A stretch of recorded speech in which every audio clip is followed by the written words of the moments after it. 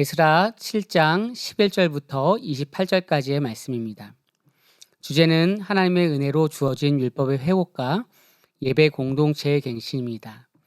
포로에서 돌아온 백성 가운데 하나님의 율법을 가르치고 예루살렘의 성전을 섬기도록 에스라를 세우시는 하나님의 역사에 대한 내용인데요. 이는 장차 복음 안에서 말씀과 성령으로 교회를 세우시는 그리스도의 사역에 대한 예표를 설명합니다. 구조 분석을 보면 이 왕의 칙령에 대한 내용이 11절부터 26절까지인데요.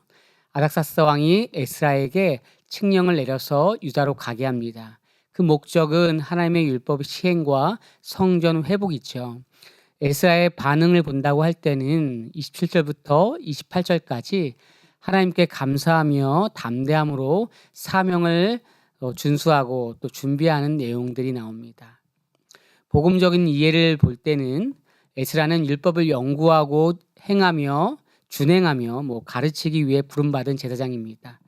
이는 예수 그리스도의 예표이고 그는 하나님의 율법을 회복하고 하나님의 백성을 거룩하게 하기 위한 사명을 받았습니다.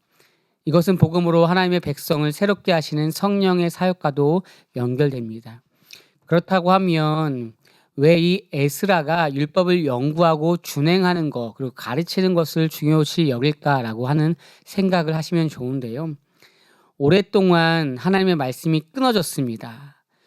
누구 하나 새롭게 그 말씀을 찾아서 그 말씀을 통하여서 회복된다라고 하는 그 의미를 찾기 어려울 정도로 힘든 상황이라고 하는 것이죠.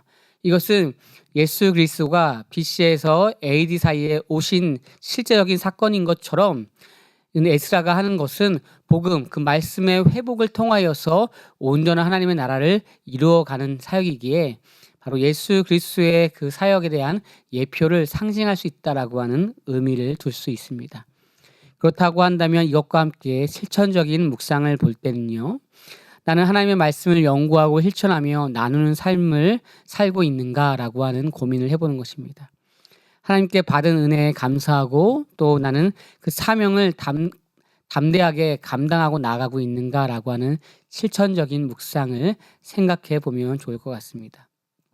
결론적으로는 복음 안에서 회복되는 것과 담대함이 필요하다라고 하는 것인데요.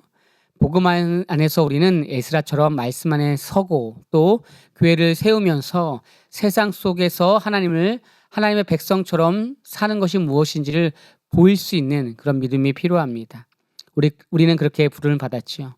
오늘날 우리는 그리스도의 은혜를 담대히 받으면서 살아가는 사람이기에 하나님의 뜻에 따라서 교회를 세우는 모든 모습들이 있어야 된다는 거죠. 바라기는 그렇게 말씀을 회복하고 세상에 나가서 증거하고 또 교회를 또 지역을 또 하나님께서 주시는 그 사명을 아름답게 이루고 또 회복하는 은혜가 우리의 삶 가운데 가득하길 예수님의 이름으로 소망합니다.